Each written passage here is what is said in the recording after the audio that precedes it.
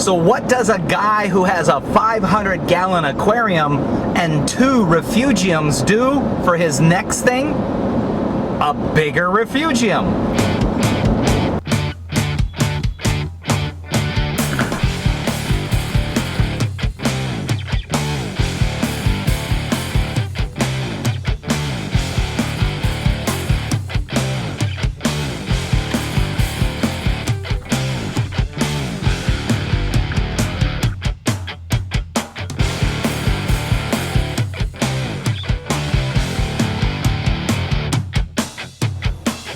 Welcome back to my place. My Napoleon complex has been kicking in, and what was a large enough display refugium a while back is becoming a larger refugium. I'm going from a 30-gallon display refugium to a 60-gallon display refugium. So we're gonna take this thing outside. First thing we're gonna do is paint the back black. I could have done a black back, but I was a little cheap and decided to do it myself. The other option was to use vinyl, but instead I'm going to use Plasti Dip, and we're going to spray the back first. Then we're going to carry on and tear down the other refugium and set up the new one.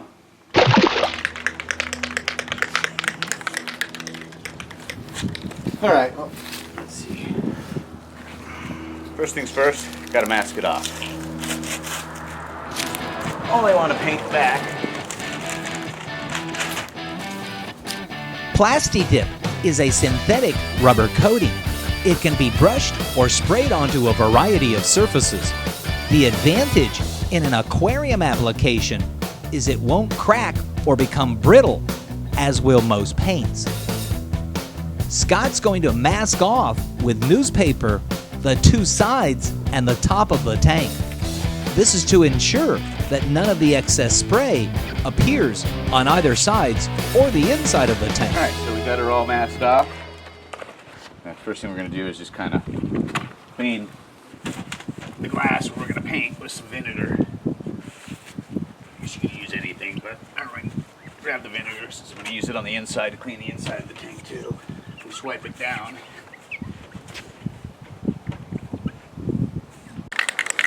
So we're going to hit this thing with some black Plasti Dip. Had a couple choices I mentioned earlier. Vinyl was one, but salt creep and stuff, it may peel away. Regular Krylon Fusion or other type of paint would have been sufficient as well. Nice thing about Plasti Dip is if I ever do anything with this tank or get rid of it, Plasti Dip can actually be peeled off, which is kind of convenient. So we're going to hit this thing with a few coats.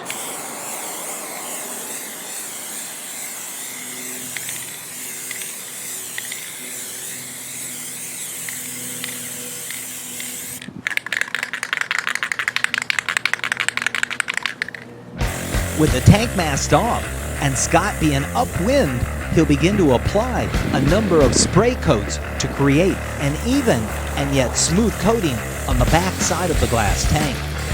Unlike the colorful tape-on backdrops of the 70s, black backs give the impression of depth or infinity. All right, so this is my little display refugium. It's a satellite tank connected to my main display. Manifold under the main system that feeds my reactors, and one of the lines goes through the wall and over to this tank. This drains back into another line. It goes back to my sump. So there's no pumps or anything other than a little power head here that augments flow. I keep relatively slow flow from the main tank through here.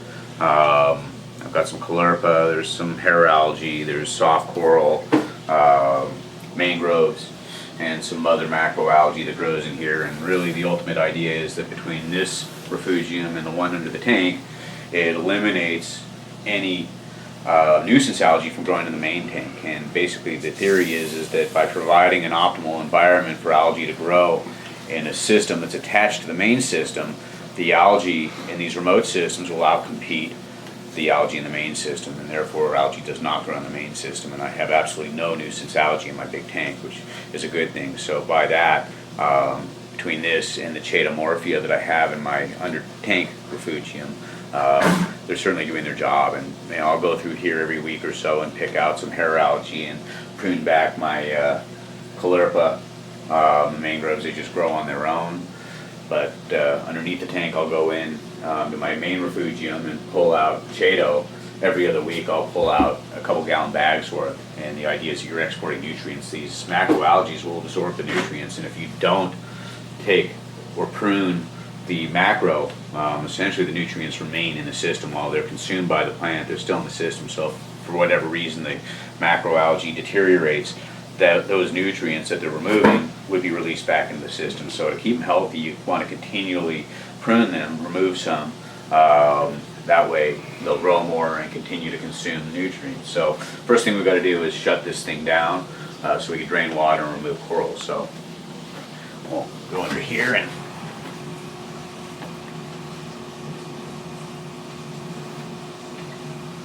close the valve. And then while I'm at it, I will close the valve there.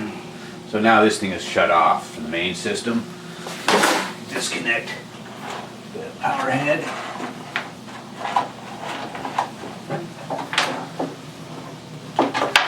Now, on my main system, all my pumps are controlled by my Apex controller. In the next week or so, I'm going to actually set this Tunzi pump up to be controlled by my Aqua controller, my Apex Aqua controller as well. But right now, it's running on its own little Tunzi controller. We have shut it off, so we'll go ahead and disconnect it. And we'll have to give it a good cleaning here in a little bit.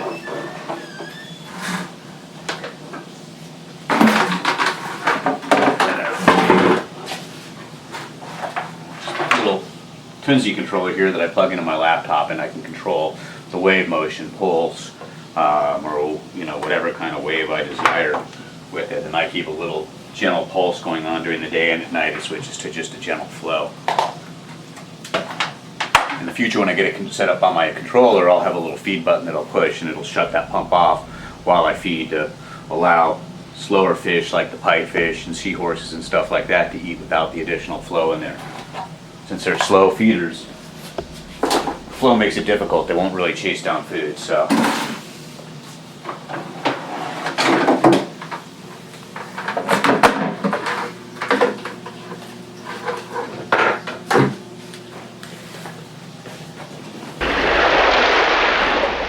we're going to clean the pump. Good amount of vinegar.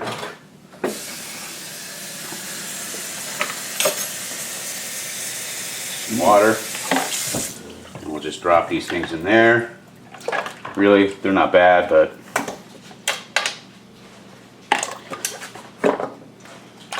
every little bit helps.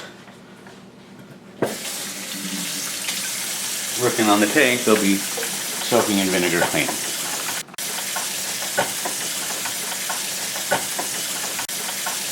Hi there, my name's Jim Stime, and you know me as the LA Fish Guy. Well, I also wear a couple of other hats. One of them is the jellyfish tank called the Jelly Aquarium, and the third is myfishtank.com.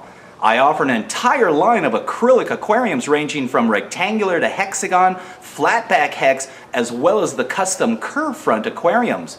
There's also an entire line of stands and canopies ranging from MDF to pine to oak with a variety of different finishes available. And the website is even smart enough that you can calculate what the freight and crate charges to your location will be. That's myfishtank.com.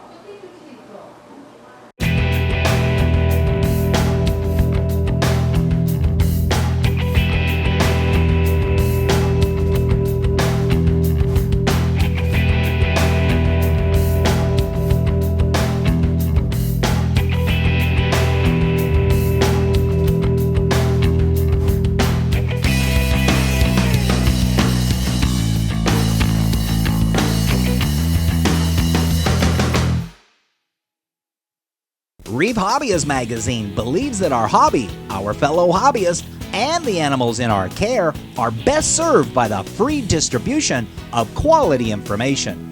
Reef Hobbyist magazine provides hobbyists with critical husbandry information with an emphasis on marine ornamental breeding efforts. Reef Hobbyist magazine is available for free in local fish stores across the country, or you can subscribe at www.reefhobbyistmagazine.com. All right, so our first item of business is to get a mouthful of salt water. We're gonna suck out some water. Now I got a place to put some of the soft coral and stuff. They're in here. Since the corals will be in this water without filtration, it behooves us to provide the cleanest water possible while they wait the return to the new tank. So a lot of these little colt corals or whatever they are, they originated from my main tank. They were little tiny fragments that I threw in here, and over the course of several months they've really grown an awful lot. Before we put these guys back in, I'll clean some of the algae that's on them. We'll get another bucket going here. The mangrove trees and their holding brackets are removed and are placed into waiting buckets on the floor. Care should be taken when moving these, as they stress easily and as a result will lose their leaves.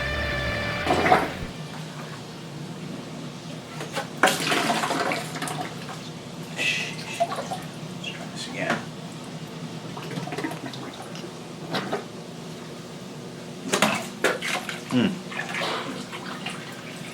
Yummy. Get kind of used to that. One of the buckets over there is going to be, well, let's get you out of here. The final, and also called the foundation rocks, are ready to be removed, and it's at this point that attention needs to be paid, as Scott still has livestock in the tank that he couldn't capture earlier when the corals, mangroves, and rocks were in the way. He's removed enough water now, so it will be much easier to capture and remove those fish.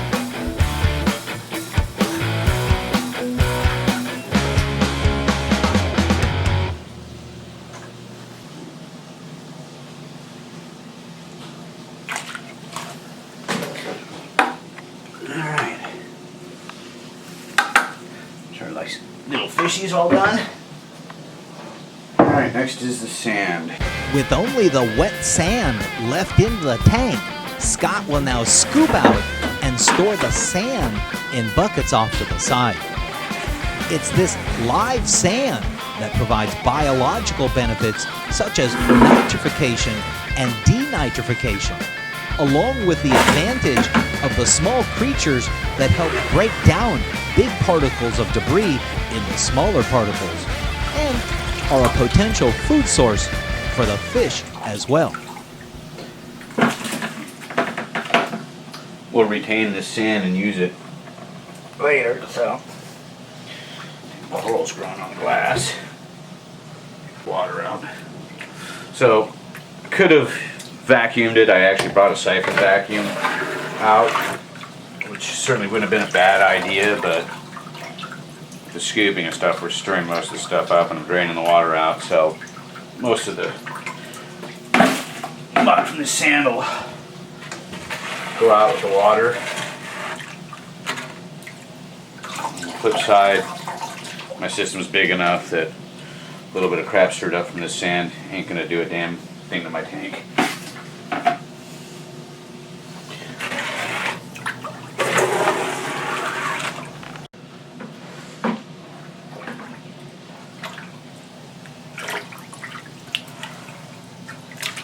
So we kind of prop this thing up to get the water going downhill. Now this is the water you don't want the mouthful of.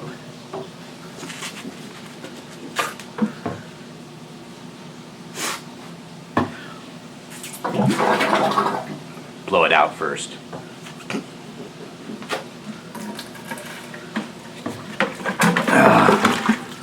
Does that blow like a pro?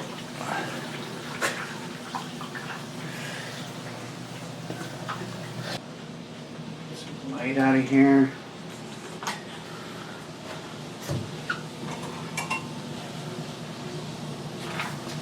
We'll need to raise that little light rack thing up.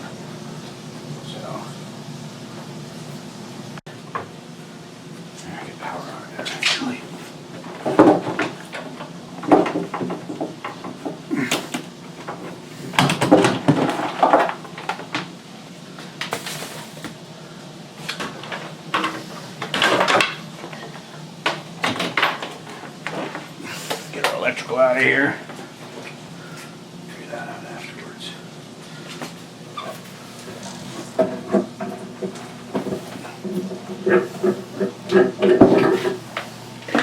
The downside to this particular aquarium stand style is its narrow door in the front.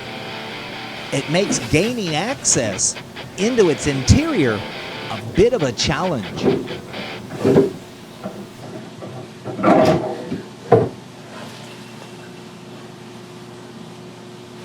Alright, where's my piece cutter? Good 1/2-inch line cut.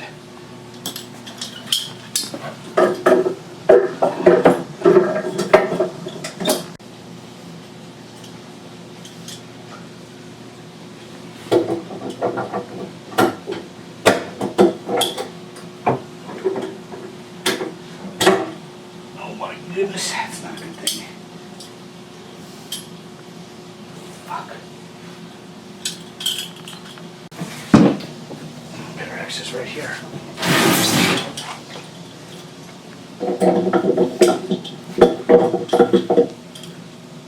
So we got a bulkhead with a fitting. That fitting is going to inhibit our ability to get this tank off the stand, so I'm going to cut it. And I really would prefer to use a saw, but I really don't want to get saw into here, so we're just going to hack this off.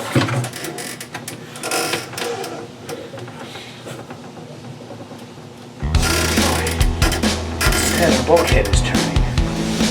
Not what I was hoping for. Problem solved. Kind of like finger.